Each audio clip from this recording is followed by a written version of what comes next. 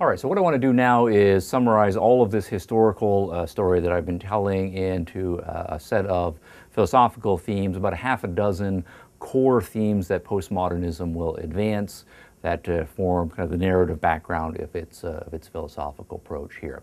And so I have a table over to the left side of the board here that will have a more comprehensive opposition between the modern framework and the postmodern framework here. All right, modernism, if we boil it down to a half a dozen themes here or so, particularly from the postmodern perspective, believes in this set of issues here. The moderns believe that there are such things as objective truths, and it's possible for us to acquire those objective truths through observation, reasoning, and then in the more difficult cases, particularly a fully sophisticated scientific method, but we can arrive at objective truths about the world. That human reason is universal. Everybody has this capacity, and we're all living in the same world. So ultimately, through a process of discovery and then social debate and discussion and publication, we should all be able to agree upon a set of universal truths about the way the world works, including moral truths and political truths about human rights and so forth.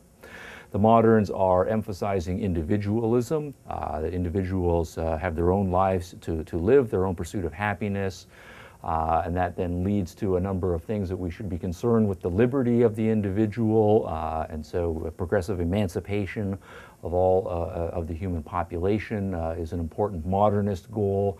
A belief that justice is an objectively definable universal principle, and that we should socially be able to enact a legal system and a political system that leads to justice, and an emphasis on equality, particularly against the feudal structure that divided people up into groups and classes and castes based on sexuality or religion or some other dimension. So taking seriously those three is important from the modernist perspective. Capitalism, right, as an economic system that leaves individuals free in their economic system, that leaves individuals able to run their own lives economically, to control their own property. That is the dominant economic system of the modern world. And then also progress as an ideal, the belief that it is possible optimistically for us, by taking seriously observation, reason, individualism, institutionalizing all of these socially, we can solve all of the world's problems over the course of times, and humans can progress and achieve happiness in their lives.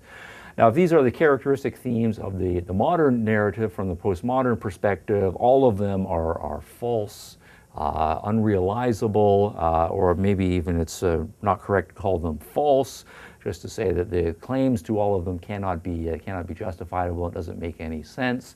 Instead, the postmoderns are more likely to argue that what we take to be truth is a kind of subjective projection right on the world, more likely to be a socially subjective projection here.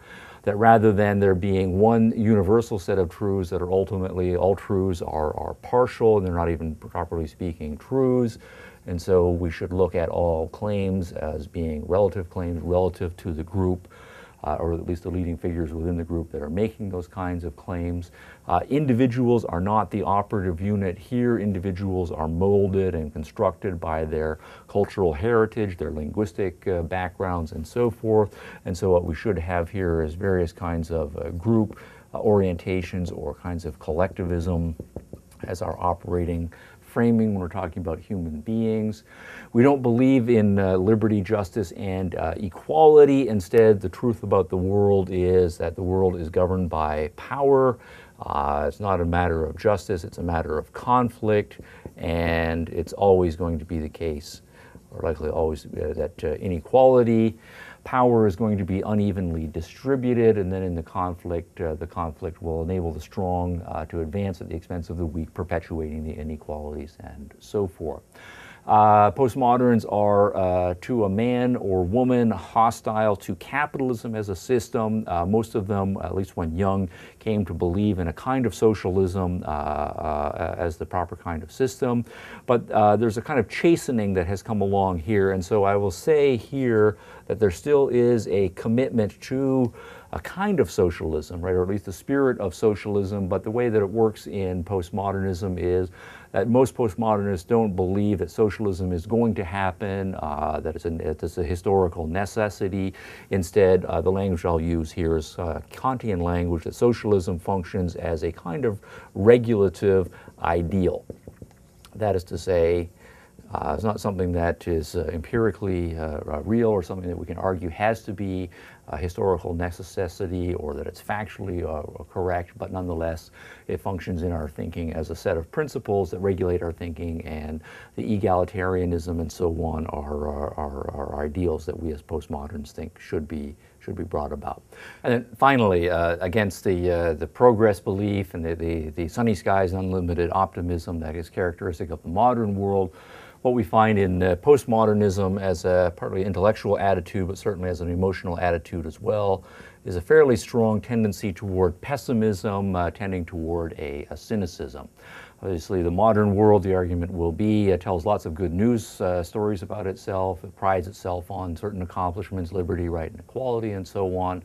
The postmodern perspective is likely to be that what we should do is see all such stories as partial rhetorical devices that groups use in the ongoing power struggle to position themselves and to advance their group at the interests of other people. And so what our job should be as postmodern thinkers, as critical thinkers, is to be suspicious about the cover story and to tear it off, to realize it as a mask, as a rhetorical device, and always look for the underlying reality or social reality of the situation. When we do, we're more likely to find all of the time a darker story about power conflicts, about groups using any tools, including rhetorical tools and philosophical tools, to advance their interests at the expense of other groups. So that is a more characteristic intellectual and emotional center of gravity than for postmodernism.